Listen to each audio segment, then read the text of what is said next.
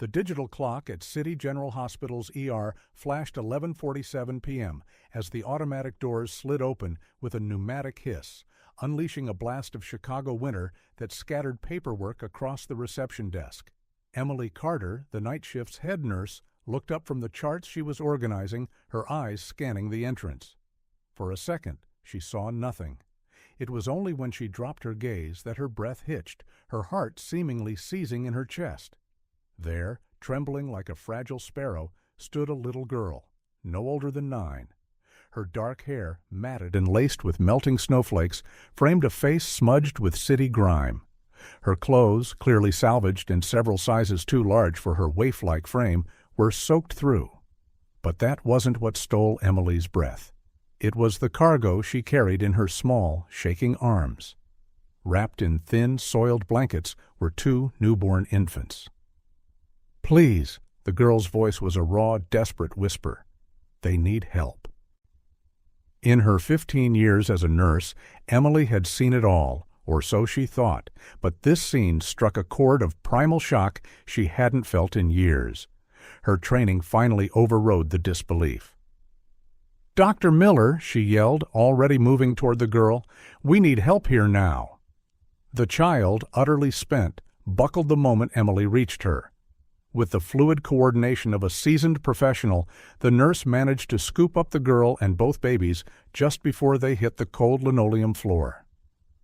"What's your name, sweetheart?" Emily asked, guiding the girl into a reception chair. "Lily," she stammered, her teeth chattering violently. Her eyes, however, remained locked on the infants, a fierce, protective gaze that seemed far too old for her face. "Please take care of them first. They're really cold." Dr. Miller arrived at a dead run, 2 other nurses right behind him. His eyes widened at the sight, but his voice was a bastion of calm professionalism. "Melissa, Lisa, take the babies to the pediatric ER. We need to warm them up immediately, check their vitals, and prepare the incubators." The nurses moved to take the babies, but Lily's grip tightened instinctively. "It's all right," Emily reassured her, placing a gentle hand on the girl's shoulder. "They're professionals. They'll take very good care of the babies. You can come with them." Lily hesitated a beat longer, then reluctantly allowed the nurses to take the twins, her intense gaze tracking their every move. As Dr. Miller and his team rushed away with the infants, Emily stayed with Lily. She took off her own cardigan and draped it over the girl's shivering shoulders. "Emily, you're freezing. We need to take care of you, too. Can you tell me how you got here with those babies?" The girl swallowed hard, her eyes still fixed on the corridor where the twins had disappeared. When she finally spoke, her voice held a startling, world-weary maturity. I saw everything I saw when he abandoned them." A chill, unrelated to the winter air, snaked down Emily's spine. "Who abandoned them, Emily?" "The man in the black car, Ham. He left them in the alley behind the old cannery on Michigan Avenue." Lily closed her eyes, as if replaying a painful memory. "I was in my usual spot where I sleep when I saw the car pull up. I thought it was just someone throwing out trash, but then—" Her voice hitched. Emily's heart ached. Her usual spot, a homeless child. "Keep going, sweetheart. You're safe here." He got out of the car carrying a basket. He seemed nervous, looking around in every direction when he set the basket down, and I heard crying. Lily opened her eyes, now glistening with unshed tears. It was them, the babies. He just left them there and ran back to the car. Emily fought to keep her own voice steady. "And you went over there?" Lily nodded. "I waited for him to leave first. I didn't want him to see me, but before—" She hesitated, then reached a small hand into the pocket of her soaking coat and pulled out a damp, crumpled piece of paper. "I wrote something down." "Wrote down what?" "The license plate." Lily held the paper out with trembling fingers. "I learned it's important to pay attention to details sometimes when people toss out food at restaurants. I memorize what time they usually do that, and when I see something bad happening, I try to remember everything that might be important." Emily carefully took the paper, a wave of admiration and profound sadness washing over her. A 9-year-old girl on the streets had learned to be more observant than most adults. "Emily, that was very smart of you." Emily tucked the note safely away. "But tell me something. How did you manage to carry 2 babies for?" She paused, unsure of the distance. 15 blocks, Lily answered, a flicker of pride in her voice. "I used my blanket to make a sort of sling like the ones moms used to carry babies. You know, I saw it in a magazine once, but it was really cold, so I had to stop several times to check on them and warm them up a bit." Emily felt tears welling in her own eyes. This tiny homeless girl possessed more courage and humanity than most people she knew. "You saved their lives, Emily. You know that, right?" Lily finally tore her gaze from the ER doors and looked directly at Emily Carter, a startling depth in her young eyes. "I couldn't leave them there. I know what it's like to be alone in the cold." Just then, Dr. Miller returned, his expression serious but relieved. "The babies are stable," he announced, and Emily felt Lily sag slightly beside her. "They really are twins, 1 boy and 1 girl. They're newborns, probably no more than a few hours old. They have mild hypothermia, but they're responding well to treatment, Emily." He knelt to the child's level. "You probably saved their lives tonight." Lily just nodded, but then her face clouded with worry. You're not going to give them back to him, are you?" "No, absolutely not," Emily answered firmly, exchanging a look with Dr. Miller, who nodded in agreement. "I think it's time we call the police." Lily's face went pale. "The police?"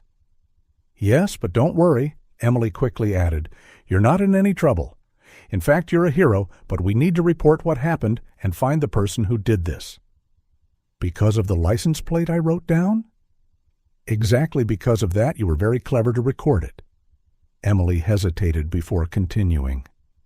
"Emily, while we wait for the police, how about we go check on the babies, and on the way we can stop by the cafeteria? You must be hungry."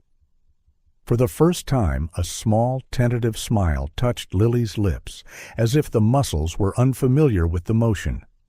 "I can really see them?" "Of course you can after all," Emily smiled back. "You're their hero." As she helped Lily to her feet, Emily noticed the girl was still shaking, though now it seemed more from exhaustion than cold.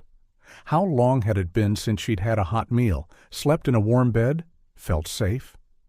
Dr. Miller was already on the phone, his voice low and urgent as he contacted the authorities. Emily knew the next few hours would be a whirlwind of questions and reports, but for now, her only priority was the little hero at her side. "Come on," she said gently, guiding Lily toward the cafeteria. "First, let's get something warm in your stomach, then we can see the babies, okay?" Lily nodded, but then stopped. "Sarah?" "Yes. Thank you." The words were simple, but carried the weight of a lifetime. "For believing me?" Emily felt her heart twist. How many times had this child been ignored, her words dismissed? "Always, Emily, always." As they walked down the quiet hospital corridor, Emily couldn't shake the feeling that this bitter winter night hadn't just brought 2 abandoned infants to her ER. It had brought a small warrior whose compassion defied her age and circumstances.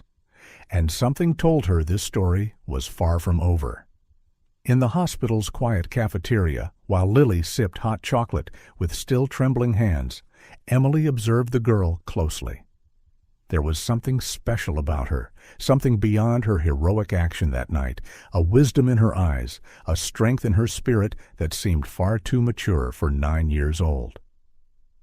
The distant wail of sirens began to echo outside, growing steadily louder. Lily tensed at the sound, but Emily placed a reassuring hand on her shoulder. "It's okay," she assured her. "You did the right thing, and I'll be here with you." Lily nodded, clutching her mug of hot chocolate, as if seeking comfort from its warmth. The sirens grew even closer, and both of them knew the story would have to be told again very soon. But for now, in that quiet moment in the hospital cafeteria, there was only one brave girl, one determined nurse, and the beginning of what promised to be an extraordinary story. Detective Jake Riley was known for his meticulous nature. In 20 years on the force, he had built a solid reputation for finding patterns where others only saw chaos. But as he looked at the crumpled piece of paper in his hands, something told him this case would be different. "The girl is sure about these numbers?" he asked Emily, who stood protectively by Lily's side. The little one had finally fallen asleep on one of the hospital beds, exhausted after hours of questioning. "Absolutely," Emily replied firmly. "Emily may be young, but she's extraordinarily observant, and she understands the importance of details."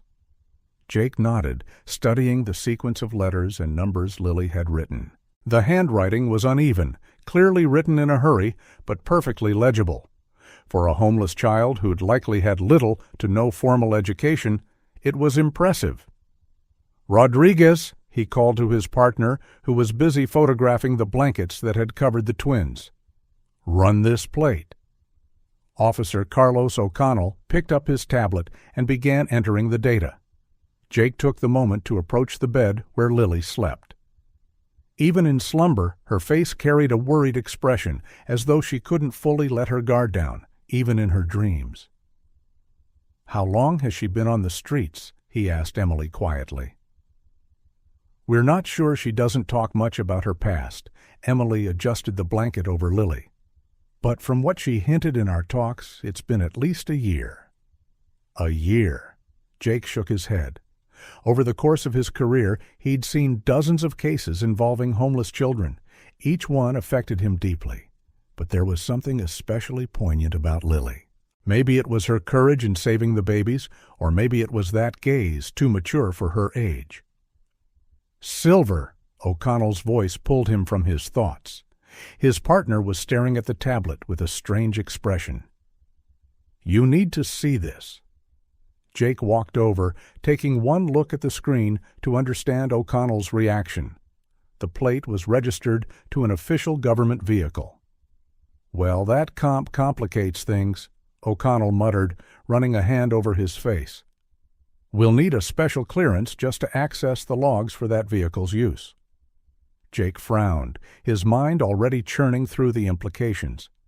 An official government vehicle abandoning newborns in an alley. This was far more than a typical abandonment case. "Dr. Thompson," he called to the doctor who had just walked in. "How are the babies?" "Stable," the doctor replied, glancing at his notes. "They fully recovered from the mild hypothermia. They're healthy twins, probably born within the last 24 hours. Before they were abandoned, the boy and girl are at normal birth weight, with no signs of complications." "So it was likely a medically assisted birth," Jake concluded. "In a hospital or clinic, no doubt," Dr. Miller agreed. "The umbilical cords were cut professionally, and the babies received proper initial care. Someone with medical knowledge was involved." Jake exchanged a meaningful look with O'Connell. That meant there would be records somewhere, assuming they hadn't been deliberately omitted or altered. "WEC need warrants to check all local hospital and private clinic records from the past 48 hours, he said.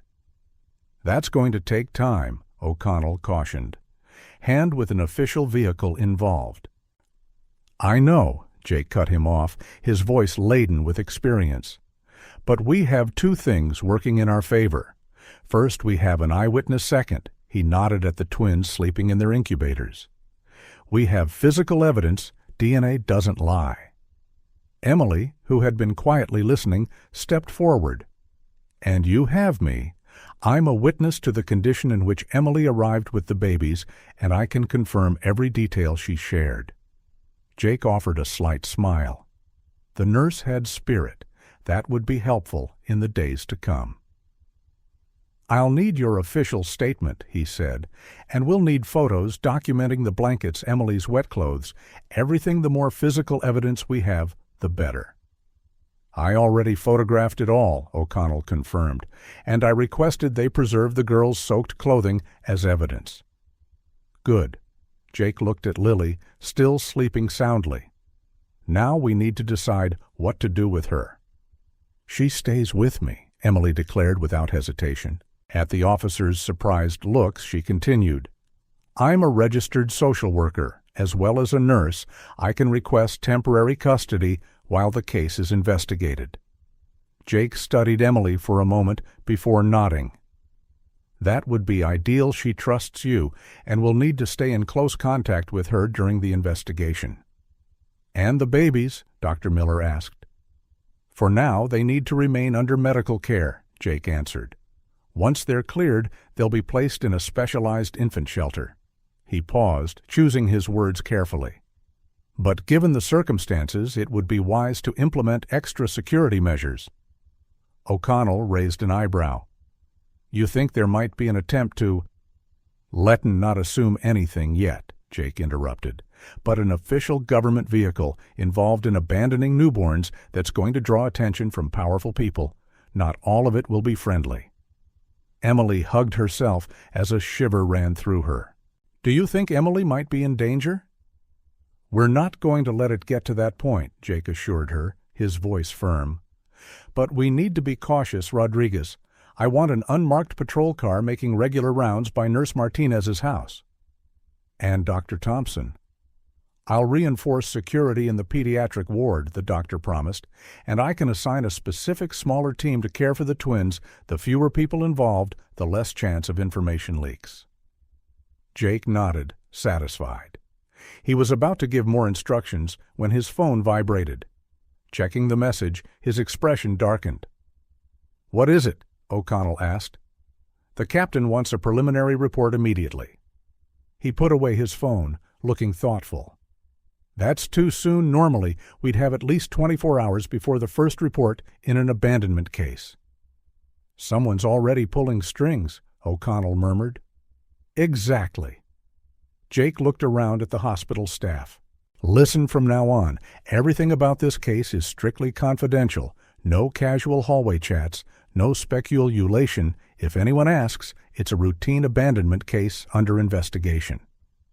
They all nodded, understanding the seriousness of the situation. "Dr. Thompson, I need the baby's medical reports as soon as possible. Sarah, I need you to prepare all the paperwork for Emily's temporary custody. Make it as official and bureaucratic as possible." "Rodriguez, I'm already getting the forms ready for the warrants," his partner interjected. Jake looked again at Lily and then at the twins in their incubators. 3 innocent lives linked by a series of events that hinted at something far more significant than a simple case of abandonment.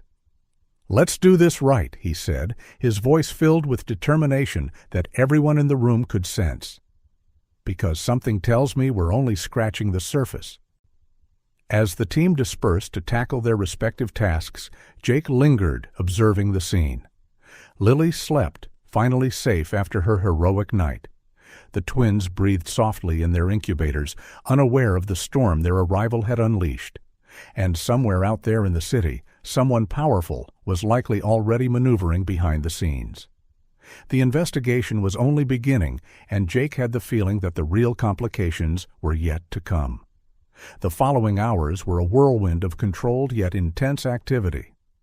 O'Connell set up discreet security around the pediatric wing, placing plainclothes officers in strategic spots.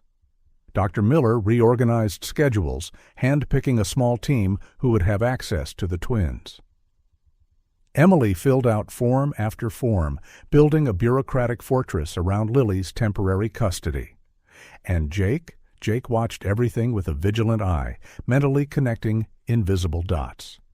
The sudden ring of his phone shattered the silence. It was the third call from the captain in less than an hour.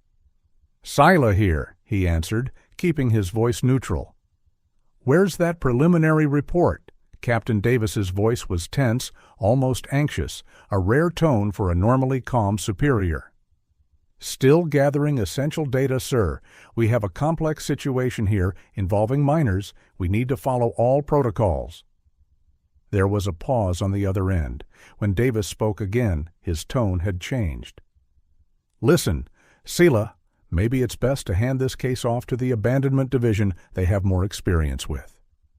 "With all due respect, Captain," Jake interrupted gently, Given the involvement of a government vehicle, it might be more prudent for us to keep this investigation." Another silence, longer this time. Who mentioned a government vehicle?" Jake allowed himself a small smile. "It's in the preliminary report I'm preparing, sir. I'll have something more concrete on your desk in a few hours." The call ended abruptly, and Jake slipped his phone back into his pocket, his smile fading. The captain's reaction only confirmed his suspicions. The information about the official vehicle was already making its way through higher levels. "Problems?" O'Connell asked, approaching with a stack of documents. "Not yet," Jake replied, taking the papers. "But they're coming. What do we have here?" "Forms for the warrants as you requested. But," O'Connell hesitated, "something strange happened. I tried to access the official vehicle database and hit a barrier I've never seen before. We need higher-level authorization just to see who was assigned that car last night." Jake nodded, not particularly surprised. "Keep trying through official channels meanwhile." He lowered his voice. "Do you still have that IT tech friend who owes you a favor?" O'Connell flashed a small smile. "I'll make some calls." As his partner walked off, Jake turned back to Lily, who was beginning to stir in her sleep. Emily was instantly at her side, placing a gentle hand on the girl's shoulder. "It's okay," the nurse murmured. "You're safe." Lily slowly opened her eyes, momentarily disoriented, then recognized where she was. "The babies," was her first word. "They're fine," Emily assured her. "Do you want to see them?" The girl nodded, sitting up carefully. Her gaze found Jake, and he saw that surprising maturity in her eyes again. "Did you find out who owns the car?" she asked bluntly. Jake stepped closer, choosing his words cautiously. "We're working on it. Do you remember any other detail about the vehicle? Anything could help." Lily closed her eyes briefly, concentrating. "It was really clean, shiny, and," she furrowed her brow, "there was a small sticker on the rear window on the driver's side." "What kind of sticker?" "Round blue and gold." She opened her eyes. "Like an official seal, you know, the kind you on important documents." Jake and Emily exchanged a significant look. The girl had just confirmed that it wasn't just any government car. It belonged to a high-ranking official. "Emily," Jake said softly, "you have an incredible eye for detail. This will help us a lot." The girl shrugged, a faint blush on her cheeks. "When you live on the street, you have to notice everything." Before Jake could respond, O'Connell returned in a hurry. "Silva," he called, tension evident in his face. "We have a problem. I just got a call from headquarters. They're sending a special team to take over the case." "Under which jurisdiction?" "State security." Jake felt his stomach drop. State security meant serious politics, and it also meant someone high up was moving faster than expected. "How long do we have?" "They're on their way, 20 minutes, maybe less." Jake looked at Lily, who watched the conversation with sharp eyes. He had to move quickly. "Sarah, take Emily to see the babies. Now Rodriguez, start digitizing all the documents we have." "Dr. Thompson, I'm already making backup copies of all medical records," the doctor said, catching the urgency. Jake knew that once the state security team arrived, his access to evidence and witnesses would be severely curtailed.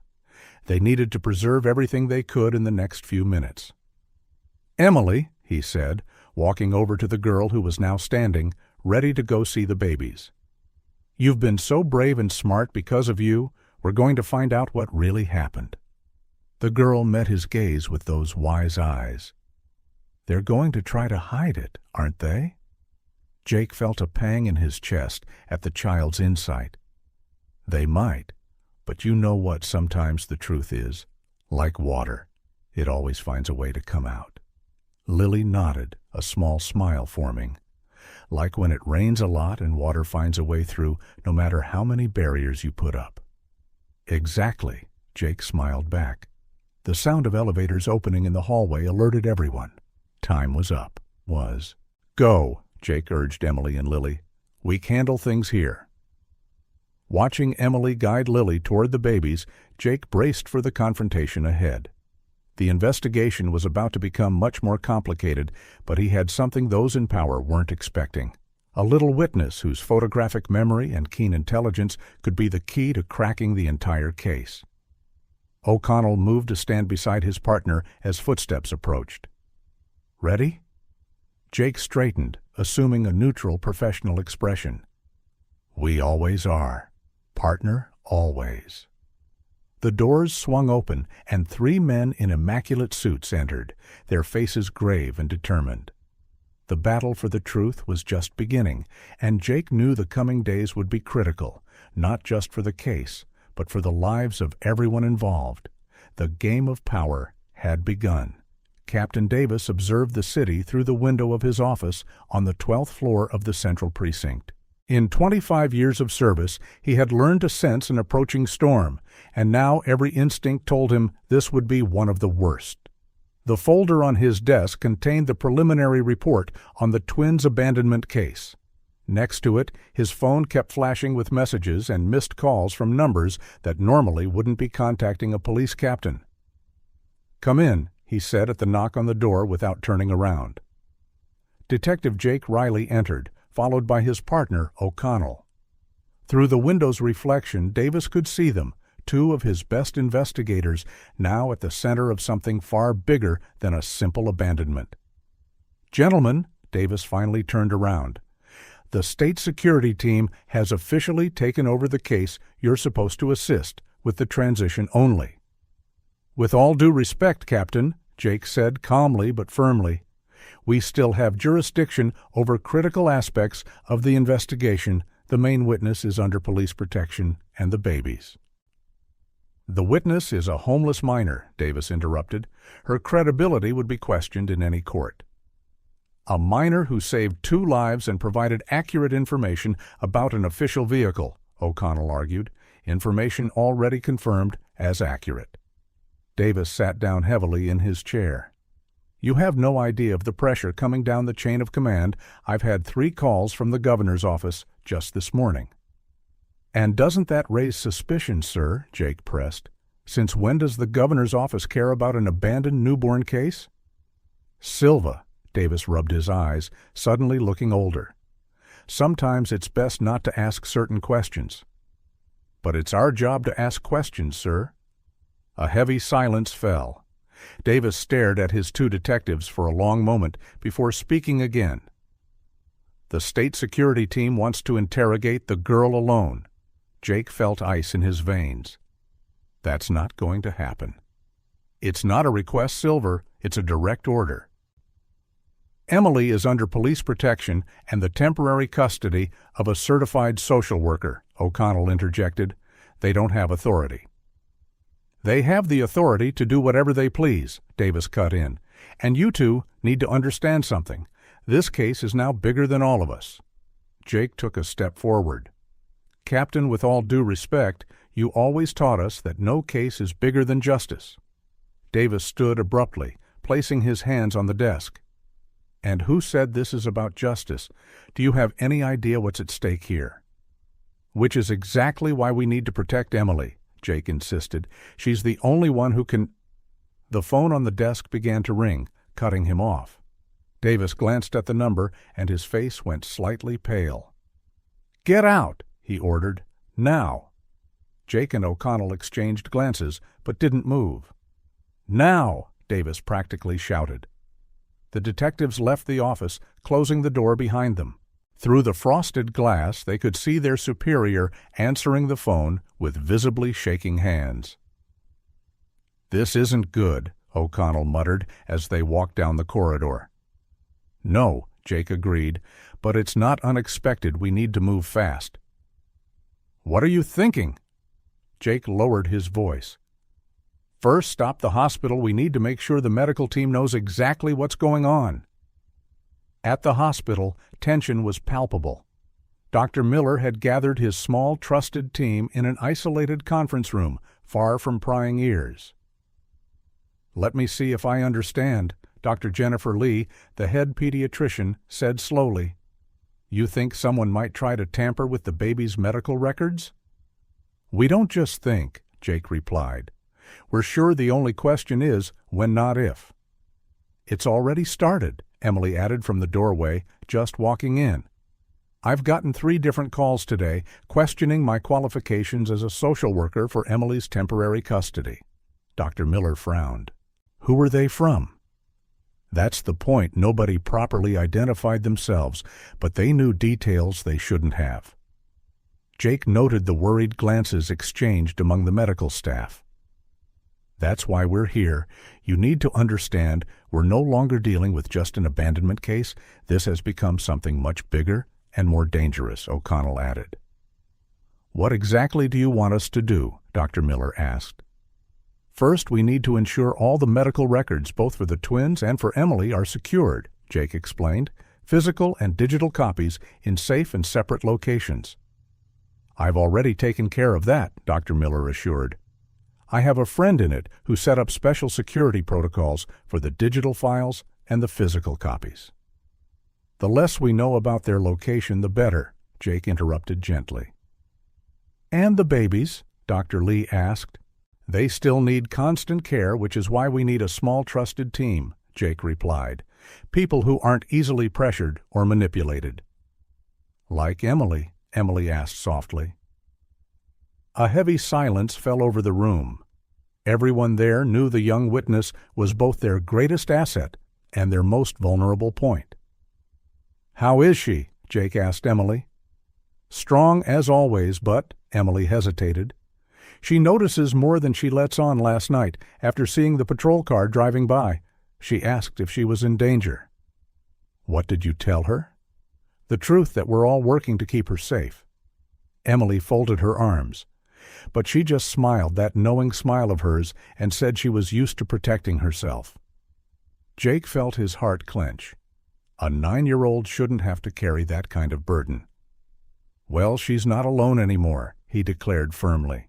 "That's why we need you all to understand the seriousness of this situation. In the coming hours and days, you'll likely receive visits, calls, and official requests from the state security team." "How should we handle it?" Dr. Miller asked. "Follow every official protocol," O'Connell replied. "Be cooperative, but don't volunteer information beyond what's strictly necessary, and most importantly, document everything, every visit, every request, every conversation." "They'll try to pressure you," Jake added. "They'll question your medical decisions, administrative procedures, professional qualifications. Be prepared." "Why so much effort?" one of the nurses asked. "I mean, obviously it's a serious case, but this level of mobilization." "Because whoever abandoned those babies has enough power to mobilize state security, the governor's office, and who knows who else," Jake said gravely. "And people with that kind of power rarely like loose ends." "And we're the loose ends," Emily concluded. "Exactly." Dr. Miller stood, his expression resolute. "Okay, then, let's make sure these loose ends stay well tied." Dr. Lee revised the pediatric team schedule. "I only want people we fully trust near the twins, Maria," he addressed one of the nurses. "You're our best at documentation. Keep impeccable records of everything duplicated and secured." Jake watched with satisfaction as the medical team began organizing their defenses. These were dedicated professionals who understood the importance of protecting their patients, even if that meant facing institutional pressures. His phone vibrated with a message from O'Connell, who had stepped out to make a call a few minutes earlier. "We have to go," he told Emily. "Keep your eyes open and let me know if anything unusual happens." "Always," Emily replied, "and Marcus, thanks for not giving up on this case." He managed a slight smile. "We haven't even started fighting for real yet. Sarah, this is just the warm-up." In the hallway, O'Connell waited with a tense expression. "What's up?" "My contact in it finally got some information on the vehicle," O'Connell whispered. "It's registered for the exclusive use of the Lieutenant Governor's office." Jake felt his stomach drop. That explained state security's involvement. "There's more," O'Connell continued. "In the past 6 months, that same vehicle made regular visits to a private clinic on the outskirts of the city, an obstetric clinic." O'Connell nodded. And guess what? All records of those visits were wiped from the system last night. Jake processed this for a moment. They're cleaning up systematically. Rodriguez agreed. What do we do now? Before Jake could answer, a group of men in dark suits appeared at the end of the corridor, walking decisively in their direction. Leading them was a figure Jake recognized immediately, the head of state security himself. Now, Jake murmured to his partner, we find out exactly how much power they're willing to use to cover this up. The confrontation was about to begin, and Jake knew the next hours would be pivotal. Somewhere in the hospital, Lily and the twins slept, unaware of the swirling world of power and politics around them. But one thing was certain. The truth was there, waiting to be uncovered, and as long as Jake Riley was on the case, no amount of institutional pressure would be enough to keep it buried. The head of state security stopped a few steps away, his face a mask of authority and veiled menace. "Detective Sela," he said, his tone controlled but full of unspoken threats. "I believe we need to have a conversation about jurisdiction and matters of state security." Jake kept his expression neutral. "Of course, sir, right after you provide the proper judicial authorizations to access information about minors under police protection." The smile that formed on the man's face did not reach his eyes. "Oh, don't worry about that soon. All necessary authorizations will be arranged." The battle was only beginning. Emily Carter watched Lily sleep in the makeshift room she'd prepared in her quiet suburban home. The girl had finally relaxed after 3 days of constant stress, her breathing now regular and calm. Outside, a patrol car drove by on its usual round, a presence Emily had come to appreciate. The soft vibration of her phone pulled her from her thoughts. It was a text from Detective Jake. "Emergency meeting, now bring Emily." Emily felt her heart race. Jake wouldn't risk a middle-of-the-night meeting without good reason. "Emily," she said softly, touching the girl's shoulder. "We need to go." The child's eyes opened instantly, fully alert, a habit from the streets that broke Emily's heart every time she witnessed it. "Did they find something?" Lily asked, already getting up. "Maybe Marcus wants to meet." Lily nodded quickly, putting on the new coat Emily had bought for her. "Should we take the long way?" Emily offered a small smile. Over the past few days, Lily had shown a natural talent for strategy and caution that impressed even the most seasoned officers. "Yes, and we'll make a few random stops first." 20 minutes later, after a deliberately erratic route to shake any possible tails, they arrived at a 24-hour Denny's on the outskirts of the city. The place looked empty except for Jake and O'Connell seated at a table in the back. "Sorry about the hour," Jake said as they sat down, "but we needed to talk away from eyes and ears." "What happened?" Emily asked, noting the tension in both detectives' faces. O'Connell placed a laptop on the table. "My IT contact finally managed to break the encryption on the clinic's records." Lily leaned forward, her eyes shining with intelligence. "The clinic that car was visiting?" Jake nodded, still impressed by the girl's ability to keep track of every detail. "Exactly, and what we found, Kay," he paused, glancing at Emily. "Emily can hear it," Emily said firmly. "She's part of this as much as any of us." "More than all of us," O'Connell added. "After all, she's our only eyewitness." Jake took a deep breath before continuing. The records show that a patient had been making regular visits to the clinic for the past 9 months, always escorted by private security. The interesting part is that she never used her real name. She was listed only as Patient X. "But the payments," Lily started. "Exactly," O'Connell smiled at her. "Payments leave a trail. Every bill was paid by a shell company, which receives regular deposits from an offshore account connected to one of the closest aides of the lieutenant governor," Jake finished. Emily felt a chill. "So it's not just the car linking us to the lieutenant governor's office?" "No, and there's more." Jake lowered his voice even further. "We accessed the clinic security cameras. The footage isn't great quality, but on one visit, As the patient was leaving, the wind blew off the scarf covering her face. He turned the laptop to show a grainy image of a young woman. "That's," Emily began.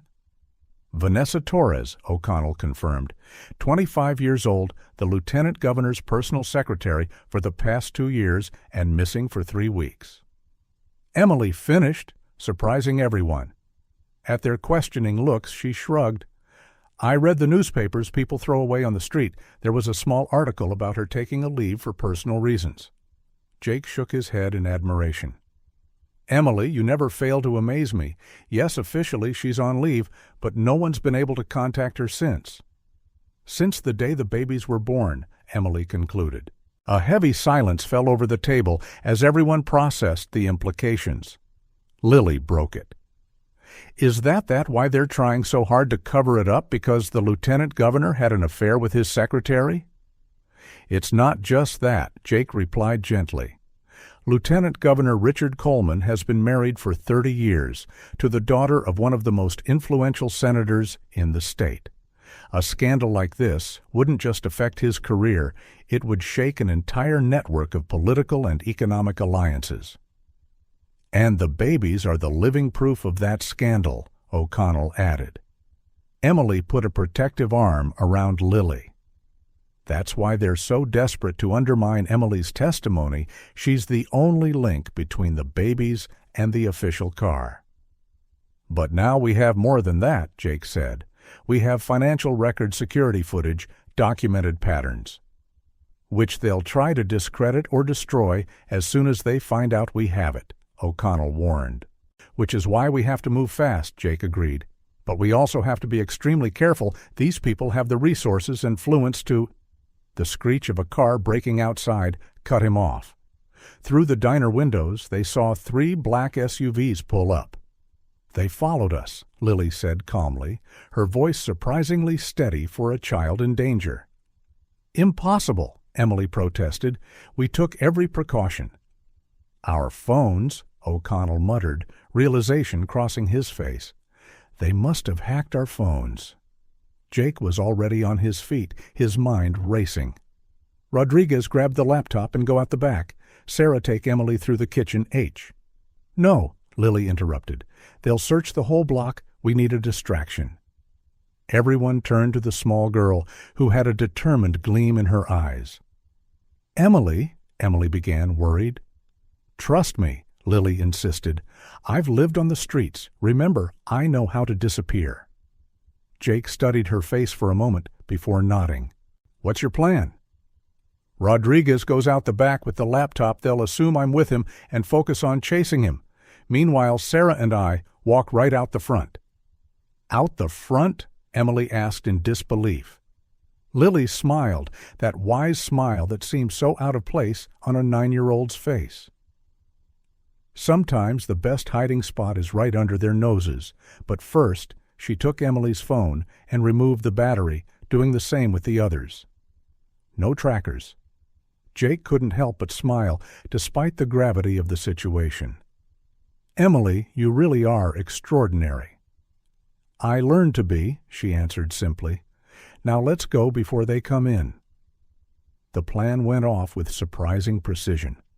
O'Connell slipped out the back, deliberately making enough noise to draw attention. As Lily predicted, 2 of the SUVs immediately peeled off in pursuit. Meanwhile, Emily and Lily walked calmly out the front door, Lily now wearing a waitress's apron over her clothes, holding Emily's hand like any ordinary child with her mother. They passed right by the state security men who were busy coordinating the chase on their radios. Jake stayed behind, ready to create another diversion if needed, but it wasn't necessary. The simple disguise and the audacious plan worked flawlessly.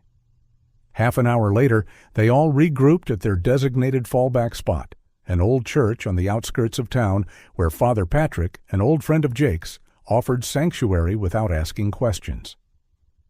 "That was brilliant," O'Connell said to Lily, still in awe of how well the plan had worked. The girl shrugged, a small smile on her face. "Sometimes people only see what they expect to see. They expected us to sneak away quietly, so we did the exact opposite." Emily hugged Lily, her heart still pounding with adrenaline. "You were amazing, but please let's not make this a habit." Jake watched the exchange with a smile, but his mind was already on the next steps. "What we learned tonight changes everything we now know exactly why they're so intent on burying this case, and we know they won't stop." Rodriguez added, "If they were willing to use state security before now?" "Now they'll use everything they have," Lily finished, "because it's not just about the babies anymore, it's about power." Emily looked at Jake. "What do we do now?" The detective thought for a moment. "Now we play their game, but by our rules, Rodriguez, I want that information uploaded to secure servers, multiple backups in different locations." "Already being done," his partner confirmed. "Sarah, you and Emily need to disappear for a while. I have a safe place in mind." "Sister Mary's shelter," Lily suggested, surprising them again. "It's where some homeless kids go when winter gets really bad. No one asks questions there." Jake smiled. "Exactly what I was thinking. How did you—" "Like I said," Lily smiled back, "I read a lot of discarded newspapers. Sister Mary shows up, often, in articles about helping the homeless." Emily squeezed Lily's hand. "Are you sure you want to do this? We could try leaving town." "And spend the rest of our lives running," Lily shook her head. "No, those babies deserve to know their real mother, and people who abuse their power need to learn that not everyone can be bought or scared away." Jake felt immense pride for the small girl. In his long career, he'd met veteran officers with less courage and integrity than this 9-year-old. "Emily's right," he said. "Running isn't the answer we fight, but we fight smart." O'Connell, who was checking his laptop, suddenly exclaimed, "Marcus, look at this. The facial recognition algorithm I ran on the clinic security footage, it found someone else interesting." Everyone gathered around the screen. The grainy image, captured 2 weeks before the twins' birth, showed a middle-aged man slipping in through the clinic's back door. "That's him," Lily whispered. "The man from the car, the one who abandoned the babies." Jake studied the image carefully. Even with the low quality, there was no doubt. It was Lieutenant Governor Robert Sterling himself. "Now we have him," Jake murmured. "A direct connection." "And more than that," O'Connell pointed out, typing quickly. "Look at the dates of his visits to the clinic. They always coincide with official duties in other cities, according to his public schedule." "Falsifying official records," Jake nodded. "That's a federal offense." Emily, who had been silent, finally spoke. "So that's it? Do we have enough evidence now?" "Almost," Jake replied. "We still need to find Vanessa Torres. She's the key to all of this, and something tells me she didn't disappear willingly." Lily, studying the screen with intense focus, pointed at a detail. "Look how she's walking in this photo, the last clinic visit, before she vanished. It's different than in the other times." O'Connell zoomed in. "What do you mean?" "She's moving like she's afraid," Lily explained. "I recognize that way of walking. It's how people move when they're forced to do something, but try not to show it." Jake felt a shiver. Lily's powers of observation were truly extraordinary and possibly vital to the case. "Rodriguez, do a complete search of every property registered to Coleman, his family, and that shell company if Vanessa is being held somewhere." "I'm on it," his partner confirmed, fingers flying across the keyboard.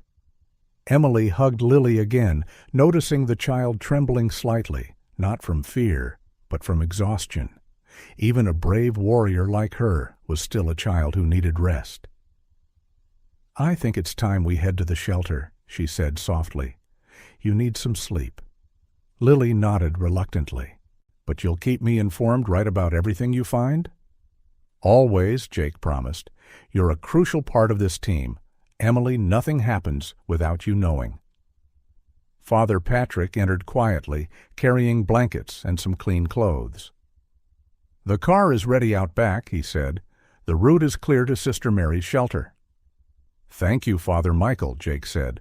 "So your help is invaluable." "It's the least I can do," the priest responded, looking at Lily with compassion.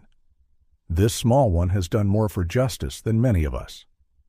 As Emily and Lily prepared to leave, Jake gave his team one last briefing. Rodriguez, keep investigating the properties. If you find anything suspicious, let me know immediately. I'll work my contacts in the press. It's time to build some public pressure. You sure? Emily asked. Won't that make them act even more desperately? Yes, Lily answered before Jake could. But it'll also make others pay attention, and the more people watch, the less freedom they have to act in the shadows, Jake finished, once again struck by the child's insight. The distant sound of sirens made everyone tense, but Father Patrick remained calm. Don't worry, that's from the parish across town. Still, it's best you go now. Emily took Lily's hand and followed the priest toward the back of the church. Before leaving, the girl turned one last time to Jake and O'Connell. Find Vanessa, she requested. Those babies need their mother. We will, Jake promised, and when it's all over, we'll make sure justice is served. Lily smiled, that wise, determined smile that had become her trademark. Justice isn't something you wait for, it's something you make happen. I learned that on the streets. With those words, she and Emily vanished into the night, protected by darkness and the sanctity of the church grounds. Jake turned back to O'Connell, who was already working at his laptop again. You know Rodriguez, he said, watching the first rays of dawn through the church windows. I think we're all learning a lot from that girl. Yeah, O'Connell agreed without looking up. And I have a feeling the biggest lessons are still ahead. Morning arrived, bringing not just a new day, but the promise that no matter how hard anyone tried to bury it, the truth, as Lily always said, would find its way to the light. Because justice isn't something you wait for. It's something you make happen. And they were more than ready to make it happen, no matter the cost. The glow of the laptop screen illuminated O'Connell's exhausted face in the makeshift office in the church's basement. After 72 hours with almost no sleep, he'd finally found something. Marcus, he called, his voice hoarse but urgent, you need to see this. Detective Jake Riley, who'd been dozing in a nearby chair, woke instantly. What have we got? Remember that shell company paying the clinic bills, O'Connell said, opening multiple windows on his computer. Well, it's not the only one. I've uncovered an entire network of fake companies all connected to the same scheme. Jake leaned over the laptop, eyes scanning quickly. This goes way beyond the twins case, doesn't it? Way beyond, O'Connell confirmed. We're talking about millions in suspicious transactions over the last 3 years, all tied in one way or another to the Lieutenant Governor's office. Money laundering, among other things. O'Connell opened another file. Look, regular payments to several private clinics, not just the one Vanessa visited, and they all have something in common. Jake studied the data, feeling his stomach drop. They're all obstetrics and gynecology clinics. Exactly, and in each one I found records of a patient exe, same pattern as Vanessa's case. A heavy silence followed as both men realized what this implied. How many cases? Jake finally asked. Confirmed 7 in the last 3 years, all following the same pattern, young women, each with some professional link to the Lieutenant Governor or associated businesses. All of them vanish mysteriously after giving birth. Jake began pacing in the cramped space, mind racing. This isn't just one politician hiding an illegitimate child. It's a systematic abuse of power. Rodriguez finished, and there's more. Remember how Emily said Vanessa looked scared in that last clinic visit. He opened another folder containing encrypted emails he'd managed to recover. 2 weeks before she vanished, Vanessa started gathering evidence. She copied documents, made records. She knew she was in danger. And that's why they made her disappear, Jake said, feeling a cold anger rising. But she was smarter than they realized. O'Connell grinned slightly. Before disappearing, she uploaded everything to a secure server. Took me 3 days to crack the encryption, but we have it all of it. Jake grabbed his phone and dialed quickly. "Sarah, sorry about the time, but I need to speak with Emily." Moments later, the girl's sleepy but alert voice came through the line. "Did you find her?" "Not yet," Jake answered gently. "But we found something important. You were right about Vanessa being scared. Now we know why." He could almost see Lily sitting up straighter, fully awake now. "What did you discover?" Jake hesitated, wondering how to explain to a 9-year-old. But then he remembered Lily wasn't a typical child. She'd seen and understood more of life's harshness than many adults. But Vanessa wasn't the only one, Emily. There were others before her, other women who also had babies that were taken from them. Lily's voice was soft, but it carried understanding. "Yes, and Vanessa found out. She tried to gather evidence to expose it, and that's why they made her disappear," Lily concluded. "But she left the evidence somewhere safe, and didn't she? She was clever." "Very clever," Jake confirmed. "Now we have it." A pause followed before Lily spoke again. "What do we do now?" "Now," Jake sighed, "we go to war." The next 12 hours were a blur of activity. O'Connell worked non-stop, organizing and cataloging every piece of evidence, creating multiple backups on multiple servers. Jake reached out to contacts in the media, setting the stage for what was coming. Emily and Lily stayed at Sister Agnes's shelter, now with stepped-up police protection, not just a patrol car, but a whole team of trusted officers from Jake's circle. Around noon, the first bombshell dropped. Scandal in the lieutenant governor's office. Documents reveal multi-million-dollar scheme. The headline in the city's main newspaper was just the beginning. In the hours that followed, more news outlets began publishing pieces of the story, each revealing a new aspect of the scheme. By early afternoon, Jake's phone rang. The caller ID was unknown. "Sela?" "Detective," a woman's trembling but determined voice spoke. "My name is Alexandra Winters. I saw the news. I was one of them 2 years ago." Jake motioned for O'Connell to trace the call as he turned on a recorder. "Miss Winters, can you tell me your story?" What followed was a devastating account of manipulation, threats, and abuse of power. Amanda Hayes had been an assistant in the lieutenant governor's office in 2023. After months of subtle harassment and psychological pressure, she ended up in a relationship with Sterling. When she got pregnant, she was forced into a protocol of secret clinic visits, constant threats, and finally a forced disappearance after giving birth. "They kept me in a house out in the country for 6 months," she recounted, voice trembling. "They only let me go after I signed dozens of confidentiality forms and was given compensation money for my silence." "And your baby?" "They never let me see my child. They said the baby was sent for adoption overseas," her voice cracked. "But after what I've been seeing in the news, I don't know what really happened." After Amanda's call, it was as though a dam had burst. More women began coming forward, each with a similar story. The pattern O'Connell had identified in the documents now had faces, names, and real-life tragedies behind them.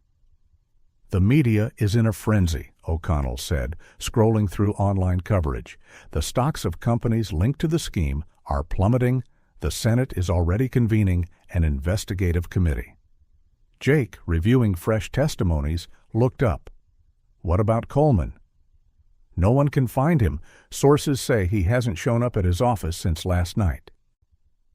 "He's running," a familiar voice said from the door. It was Lily, accompanied by Emily. "Emily?" Jake stood, surprised. "What?" "She insisted on coming," Emily explained. "Said she had something important to share." Lily approached the map O'Connell had pinned on the wall, showing all the properties connected to the scheme. "I've been thinking everyone's looking for the lieutenant governor in the obvious places, right? Mansions, luxury apartments." "But," Jake encouraged, recognizing the familiar spark in her eyes. "But people like that, when they're desperate, sometimes go to the simplest places nobody would think to check." She pointed to a specific spot on the map, like an old caretaker's house on what's supposed to be an abandoned farm. O'Connell quickly moved to the map. "How did you—" "The night I saw him abandon the babies," Lily said, "I noticed something else about the car besides the plate. It had red mud on the tires. That kind of mud only exists in the northern part of the state." Jake finished, already picking up his phone. "Rodriguez, that old family farm that used to belong to Coleman's relatives." "Checking now," his partner answered, fingers flying over the keyboard. "Oh my, the property was officially sold years ago, but it still receives regular maintenance payments through one of the shell companies." "And more importantly," Lily added, "it's the only place close enough for him to have gone there and back the night he abandoned the babies." Jake looked at the little makeshift detective with renewed admiration. "Emily, you truly are extraordinary." The girl shrugged, a small smile playing on her lips. "It's all in the details. People always leave clues, even if they don't realize it." "Rodriguez," Jake called, already grabbing his jacket. "Notify the tactical unit, but keep this absolutely under wraps. If Coleman's there, Vanessa might be there too." Emily finished softly. The silence that followed was loaded with tension and anticipation. They were close, very close. The full truth lay just out of reach. "Emily," Jake knelt to meet her eyes, "you've already done more for this case than we ever imagined. Now I need you to promise you'll stay here with Sarah safe." "While you do the dangerous part," Lily smiled sadly. "Don't worry. I learned on the streets that sometimes the bravest thing you can do is wait." Jake felt his heart tighten. How could a child forced to grow up so quickly still maintain such wisdom and compassion? "We'll keep you informed," he promised, standing up. "Marcus," Lily called as he reached the door. "Bring her back. The babies, they need their mother." "We'll bring her," he vowed, "and when this is over, we'll make sure no one can ever again use power and influence to hurt innocent people." As Jake and O'Connell left to lead the operation that might finally expose the entire truth, Lily sat down next to Emily, gazing at the map on the wall. "It'll be okay," she said softly, more to herself than anyone else. "It has to be." Emily put an arm around the little hero who had changed so many lives with her courage and insight. "It will be, sweetheart, thanks to you, it will." Night fell over the city, but for the first time in a while, the darkness didn't feel as threatening. The truth, as Lily had said countless times, always found a way. And now, at last, that way was about to be fully revealed.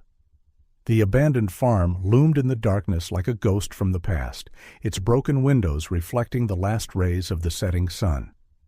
The tactical team moved quietly, surrounding the property under Jake Riley's discreet command. "Movement in the caretaker's house," O'Connell's voice crackled over the radio. "Dim light, probably a lantern." Jake adjusted his bulletproof vest, thinking of Lily and how her intuition had led them here. "All units in position." "Affirmative, proceed with caution. Remember, we may have a hostage inside." The approach was methodical and precise, years of training and experience guiding every move. When they finally broke down the door, the scene they encountered would be forever etched in their memories. Robert Sterling, the powerful lieutenant governor, sat slumped on a simple wooden chair, a trembling revolver in his hand. And on a makeshift bed lay Jessica Baker, pale, weak, but alive. "It's over, Coleman," Jake said calmly, his weapon trained on him. "Put the gun down." Sterling laughed, a bitter, broken sound. "Over, you have no idea what you started. Seela, do you know how many powerful people are involved?" "We know everything," Jake replied. "All the other women are talking Alexandra Winters, Monica Reynolds, all of them. The entire scheme is out in the open." Amanda's name seemed to hit Sterling like a punch. His gun wavered further in his grasp. "They can't prove anything." "Can't they?" Jake took a step forward. "What about the records Vanessa copied before you made her disappear, the clinic documents, the financial trail of your shell companies?" "How?" Sterling began, but was interrupted by a weak voice from the bed. "I knew you'd slip up," Jessica said, struggling to sit. People like you always do. Power makes you feel untouchable." "Shut up," Sterling shouted, turning the gun on her. It was his fatal mistake. In a swift movement, the tactical officers disarmed and subdued him. The man who, mere hours ago, had been one of the most powerful politicians in the state, now lay sobbing on the floor like a child. "My babies?" Jessica murmured as paramedics examined her. "He told me they died." "They're alive," Jake assured her, stepping closer, "and safe. A very special little girl rescued them." Tears streamed down Jessica's cheeks. "How?"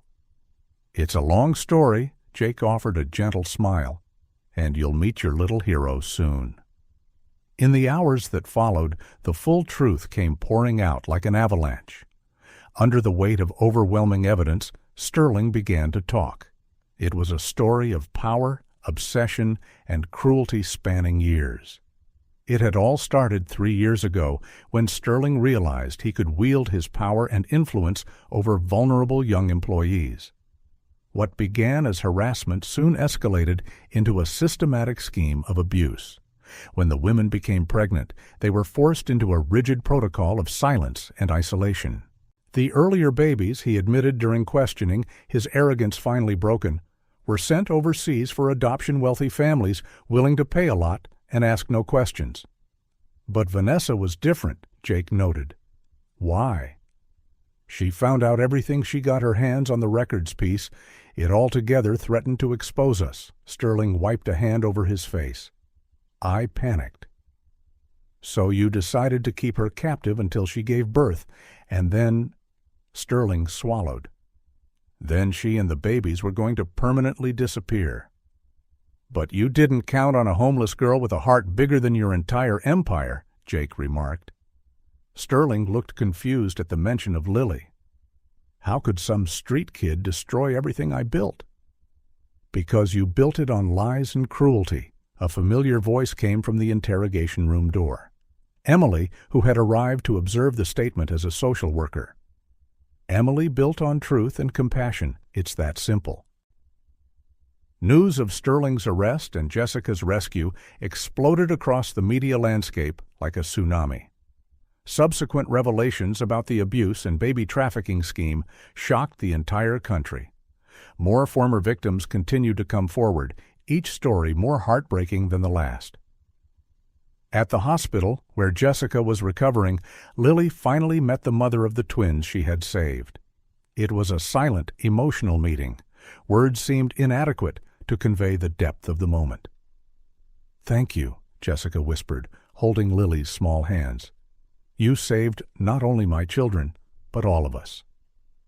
Lily, with her characteristic wisdom, just smiled. Sometimes the most unlikely people can make the biggest difference. Jake, watching from the doorway, couldn't stop thinking about how a series of seemingly unconnected events, a homeless girl, 2 abandoned babies, a brave secretary, had converged to expose and topple a power structure that seemed untouchable. The Sterling case, as it became known, would go down in state history. But for those directly involved, its significance went far beyond legal and political matters. It was a story of courage, compassion, and the transformative power of truth. And at the very center of it all was a little girl who, despite having so little, had given so much to make a difference. What happens now? Lily asked Jake as they left the hospital that evening. Now, Jake smiled, now we begin to rebuild, to seek justice, not just for Vanessa and her babies, but for all the other victims too. Lily nodded thoughtfully. What about the other mothers, the ones whose babies were taken before? We'll find them, Jake promised, all of them, and we bring their children home. It was only the beginning of an even longer journey, but now, with the truth exposed and justice in motion, there was hope. And sometimes, as Lily had proven, hope is all it takes to start changing the world. Susan Williams turned off the TV with trembling hands. The news report about the Sterling scandal had just ended, but her heart still pounded. The footage of the rescued twins, the mention of an affair, the dates, everything lined up too perfectly. Her phone rang, making her jump. It was her sister, Lisa. "Did you see?" Lisa asked without preamble. "I did," Susan answered, her voice almost a whisper. "It's them, isn't it?" "The babies you lost," Susan finished, tears already spilling down her cheeks. "The babies, they told me, had died during delivery." Susan's story was different from the other Sterling victims. She hadn't been an employee in his office, manipulated, or harassed. Her only crime had been falling in love with the wrong man, a businessman named David Johnson, who she would later learn was one of Sterling's main operatives. When she became pregnant, David insisted on using a specific doctor at a private clinic. Susan, blinded by love and promises of a future together, never questioned it until the day she gave birth, when everything went wrong. Or so she was told. "You have to go to the police," Lisa insisted. "And say what?" Susan replied bitterly. "That I think the babies they said died at birth were actually stolen and abandoned, that the man I loved was part of a criminal ring?" "Yes, exactly that, Lisa. You saw the report they're investigating, all connected cases, the dates match." Laura acknowledged, and it's the same clinic. The doorbell rang, interrupting their conversation. Still holding the phone, Susan opened the door to find two detectives. "M. Laura Bennett," the taller one asked, showing his badge. "I'm Detective Marcus Silva, and this is my partner Rodriguez. May we come in? We need to talk to you about Michael Harrison and about your babies." Susan's world spun for a moment.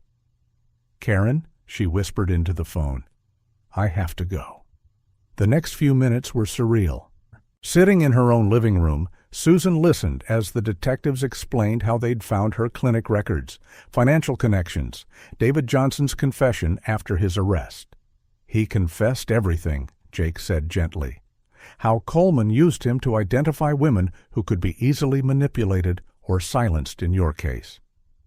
"He chose me," Susan said, her voice trembling with anger and pain. "Our whole relationship, it was just to gain access to your babies." Rodriguez confirmed, speaking quietly. "Coleman had international buyers lined up, but something went wrong at the last moment. Michael lost his nerve." Marcus went on. "He couldn't go through with the sale, but he also didn't have the courage to stand up to Coleman."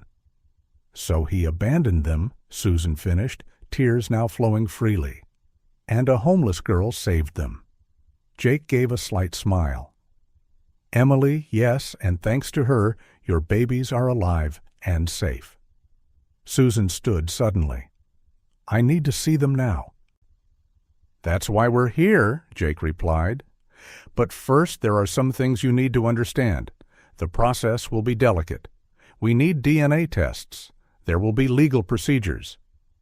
"I don't care," Susan interrupted. "I waited 9 months to hold my babies, then spent weeks thinking they were dead, now that I know they're alive." Her voice cracked. O'Connell exchanged a look with his partner before speaking. "There's someone else you should meet first, someone who played a crucial role in keeping your children safe." Emily Laura guessed. "Yes, she's been extraordinary throughout this."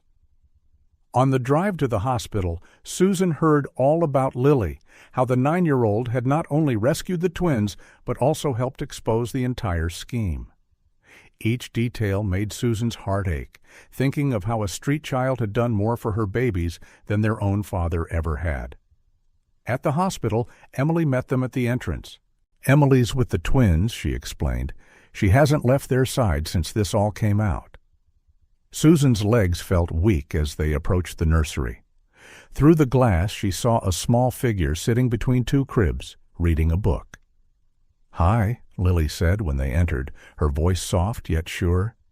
"You must be Laura. Your babies are really beautiful." Susan covered her mouth with her hands, tears streaming down her face at the sight of her children up close for the first time. They're okay?" "They're healthy, very," Lily smiled. "The boy is quieter, but the girl, she has a strong personality, kind of like you, I think." "How do you—" "Their eyes," Lily said simply. "They're just like yours." Susan approached the crib slowly, as if afraid everything would vanish if she moved too quickly. "You can pick them up," Lily encouraged. "They're your babies, they always have been."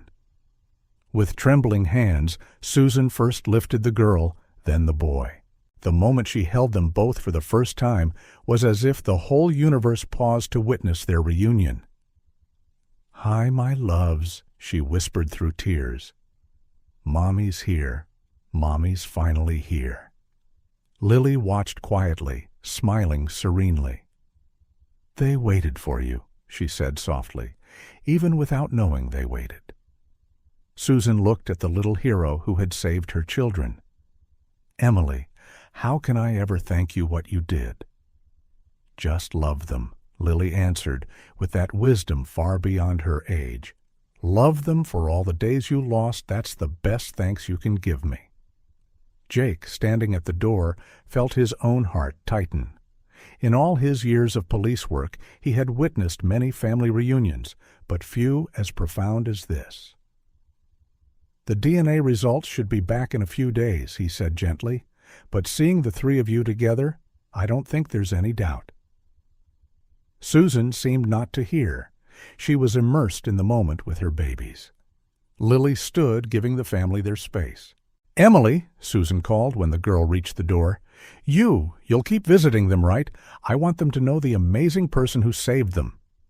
Lily glanced at Jake and Emily, who both nodded encouragingly. "I'd like that a lot," she replied. Leaving the room, Emily draped an arm around Lily's shoulders. "You did something extraordinary, you know that?" Lily shrugged, but there was a small smile on her face. "I only did what was right, and now," she glanced back through the glass at Susan holding her babies. "Now they're where they always belonged." The soft sound of Susan humming a lullaby echoed down the corridor, a melody of love, loss, and reunion that touched the hearts of everyone present. It was the sound of a family reuniting, a circle finally closing. And for Lily, it was confirmation that sometimes doing the right thing, even when it seems impossible, can change someone's world forever. The courtroom was silent as Judge Elizabeth Stone began reading her decision. Susan clutched the twins, now named Olivia and Noah, tightly, as though she feared someone might still try to take them away. Lily, seated between Emily and Jake, watched everything with those wise, observant eyes. "Considering all the evidence presented," the judge began, "including conclusive DNA test results, witness testimonies, and extensive documentation from the Coleman case, this court grants permanent custody of minors Alice and Thomas Bennett to their biological mother, Laura Bennett." A collective sigh of relief swept through the room. Susan hugged the babies, silent tears rolling down her face. Lily smiled, that serene expression she'd come to wear so naturally. "Furthermore," the judge continued, "given the exceptional nature of this case and the criminal involvement of the biological father, Michael Harrison, his parental rights are hereby terminated." Emily gently squeezed Lily's shoulder, knowing how much the girl had contributed to this moment. Without her brave testimony and sharp eye in noting the license plate, none of this would have been possible. After the hearing, everyone gathered at a nearby Starbucks. It was a moment of celebration, but also of transition. Susan radiated happiness, holding Olivia while Noah dozed peacefully in his stroller. "I still can't believe it's finally over," Susan said, gazing adoringly at her children. "That they're officially mine." "They always were yours," Lily replied gently. "The paperwork just confirms what was already true." Susan looked at the little girl who had changed so many lives. "Emily, I'll never be able to thank you enough." "You don't have to," Lily interrupted kindly. "Just let me visit them sometimes." Sometimes," Susan laughed. "Emily, you're part of this family now. You can come over whenever you want." Emily, who had been unusually quiet, chose that moment to speak up. "Actually, about that," she took a deep breath. "Emily, there's something I'd like to discuss with you." The girl turned towards Emily, her sharp eyes already sensing what was coming. "These past few weeks," Emily said, "having you in my home taking care of you, it made me realize something I think I've known from the moment you walked into that hospital." Lily waited patiently, though her heart was pounding. "If you want, if it's something you also wish for," Emily swallowed, "I'd like to adopt you officially, legally, forever." The silence that followed was heavy with emotion. Lily stared at Emily for a long moment, then glanced at Susan and the twins, and finally at Jake, who watched with a proud smile. "You really want that?" Lily asked, her voice quiet and vulnerable in a way few had ever heard. "Even knowing everything about my past to the streets." "Especially because of that," Emily replied firmly. "You are the strongest, bravest, and kindest person I've ever met. Emily, nothing would make me happier than having you as my daughter." Lily stood slowly from her chair and, for the first time since anyone had known her, acted exactly like the 9-year-old she was. She threw herself into Emily's arms, sobbing. "Yes," she whispered through tears. "Yes, please." Susan, cradling Olivia with tears in her own eyes, smiled at the scene. "Looks like I'm not the only one forming a family today." Jake cleared his throat, trying to mask his own emotion. "I've already started the paperwork," he said. "Since Emily is technically under police protection, and considering the Coleman case context, the adoption process should be expedited." Emily still held Lily, stroking her hair. "No matter how long it takes, what matters is that we're together now." The rest of the afternoon passed in laughter, stories, and dreams for the future. Susan talked about decorating the twins' bedroom, Lily shared stories of her first days caring for them in the hospital, and Emily tossed around ideas for Lily's new room. "You know what's funny," Lily mused during a quiet moment. "When I saw that car that night and decided to follow it and write down the plate, I never imagined I was starting a story that would change so many lives." "Including your own," Emily said, hugging her. "Yeah," Lily agreed, watching Susan with the twins. "I guess families can form in the most unexpected times and places." Jake, about to leave, paused for one final comment. "Emily, in all my years on the force, I've never seen anyone so young make such a big impact. You didn't just save those babies, you exposed a criminal scheme, brought justice to multiple families, and, in the process, found a family of my own," Lily finished softly. Susan approached with the twins. "Emily, I wanted to ask you something. I know Sarah will be your official mom soon, but would you like to be Alice and Thomas's godmother?" Lily's eyes went wide. "Godmother me?" "I can't think of anyone better," Susan smiled. "You're already part of their story, part of their lives. It's only natural that you'd officially be part of the family, too." Lily glanced at Emily, who nodded in encouragement. I'd love to." "Then it's settled," Susan said happily. "Our families are officially linked." As the sun set outside, casting a golden glow through the cafe windows, the small group remained together, chatting, strengthening bonds, and making new memories. It was a moment of transition, of new beginnings, and of forging ties that went beyond blood, ties built on courage and unconditional love.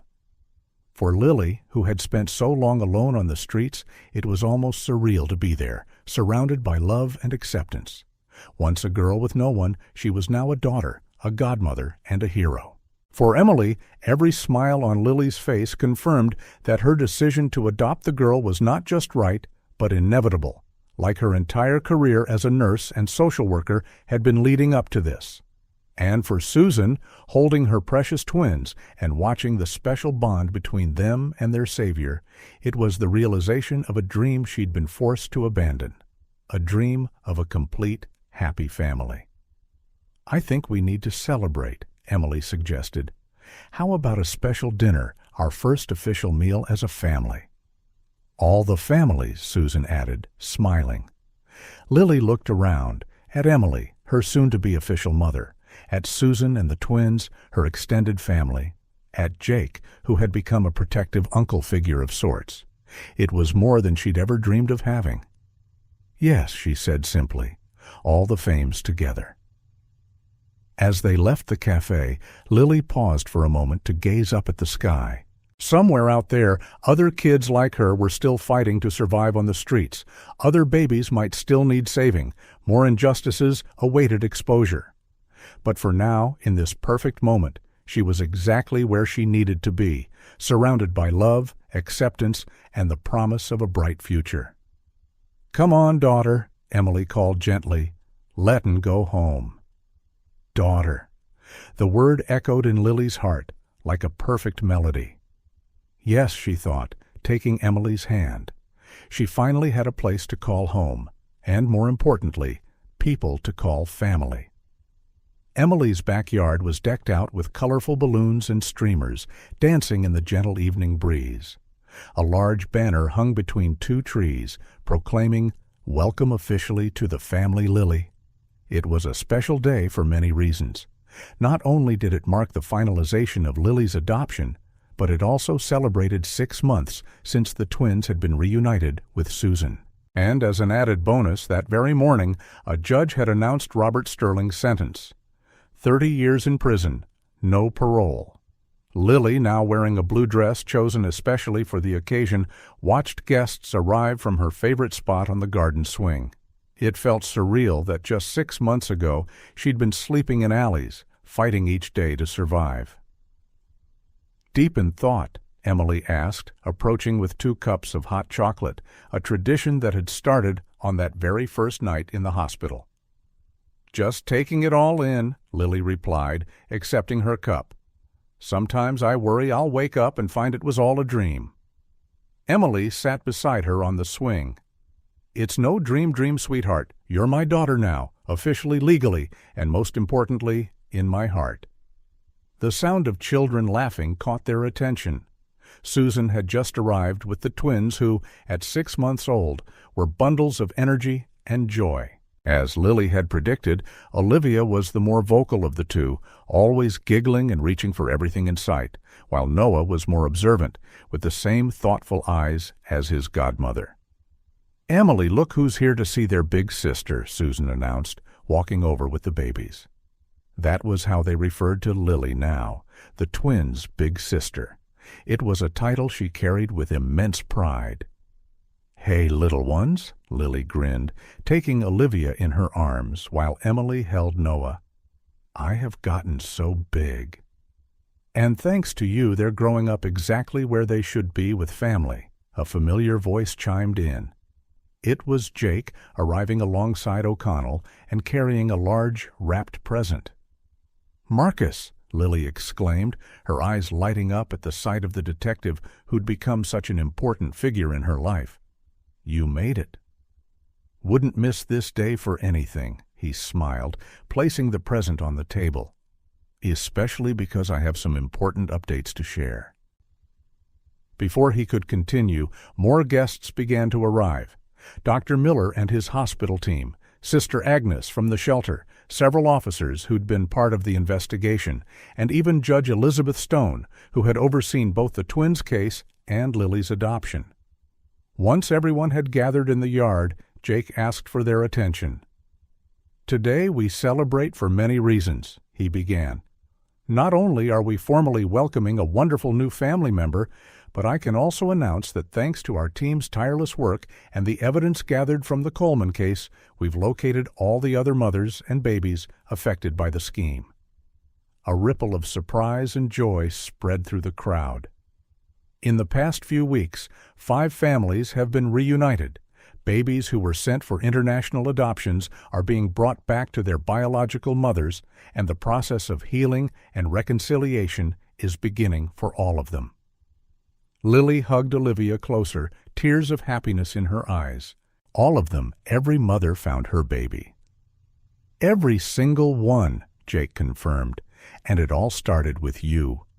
Emily, your bravery in saving Alice and Thomas didn't just reunite one family, it triggered a chain of events that's bringing justice and healing to so many others." Emily wrapped an arm around her now official daughter, her heart overflowing with pride and love. "And there's more," O'Connell added, smiling. Because of this case, the state is overhauling its adoption laws, stricter regulations, tighter checks, added protections for vulnerable mothers. They're calling it Emily's Law. Lily blushed deeply. A law named after me? Because you taught us an important lesson, Judge Stone spoke up, that justice and compassion can come from the most unexpected places, and that one single person, no matter how young or seemingly powerless, can change the entire system for the better. Susan, holding Noah, stepped forward. And you didn't just change the system, you changed lives. Look at these babies. They're growing up surrounded by so much love, so much family. They have a mother who adores them, an amazing godmother who saved them, an Aunt Sarah who spoils them. And an extended family that's huge, Emily added, looking around at all the assembled people. Everyone here is part of this story of redemption and love. Lily looked at all the smiling faces, her mother, Emily, Susan and the twins, Jake and O'Connell, the medical team who cared for the babies, the officers who protected them, Sister Agnes, who helped other street kids. It was a much bigger, more diverse family than she'd ever dreamed of having. "I think it's time for cake," Emily announced, heading toward the decorated table. As everyone gathered to sing, Lily lingered for a moment, soaking in the scene. The sun dipped below the horizon, painting the sky pink and gold. The twins' laughter mixed with the cheerful chatter of the adults. The sweet smell of cake wafted through the air. "Hey," Emily called gently. "You okay, Emma?" Lily smiled at her mother. How wonderful it was to finally use that word. "Everything's perfect. I was just thinking sometimes the hardest things we go through lead us right where we need to be." Emily kissed the top of Lily's head. "You're extraordinarily wise for your age, you know that." "I learned a lot on the streets," Lily said, shrugging. But now she glanced at her family gathered together, at the twins she'd rescued, at the many lives transformed. "Now I'm learning about love, family, and hope." Olivia's laughter distracted everyone. The little girl had managed to dip her hand into the cake before it was even cut, prompting an outburst of laughter. "That's my goddaughter," Lily chuckled, rushing over to help Susan clean up the mess. As the party continued, with stories exchanged, bonds strengthened, and new memories made, one thing was clear. Sometimes the greatest victories in life don't come from grand battles or dramatic moments, but from small acts of courage and kindness that ripple far beyond their starting point. Lily had begun this story as a lonely street girl trying to do the right thing on a cold winter's night. Now she was a daughter, a sister, a godmother, and a hero, not just to her own family, but to all the other families who had been reunited thanks to her initial act of bravery. And as the sun finally set, giving way to a star-filled sky, the garden lights turned on automatically, creating a magical, cozy glow. Beneath those lights, an extraordinary family, formed not by blood, but by courageous choices and unconditional love, celebrated not just an official adoption, but the triumph of love over power, truth over manipulation, and hope over despair. It was truly a complete redemption. To family, Jake proposed a toast, lifting his glass. "To all families," Lily corrected softly, raising her cup of juice. "To all families," everyone echoed in unison. And in that perfect moment, beneath the stars and surrounded by so much love, Lily knew with absolute certainty that she had finally found her place in the world. It wasn't an address or a house, but the people around her. People who had chosen to make a difference, who had chosen to fight for justice, who had chosen love. It was the perfect end to a story that began with a brave act on a cold night, and the perfect beginning for the many stories yet to come.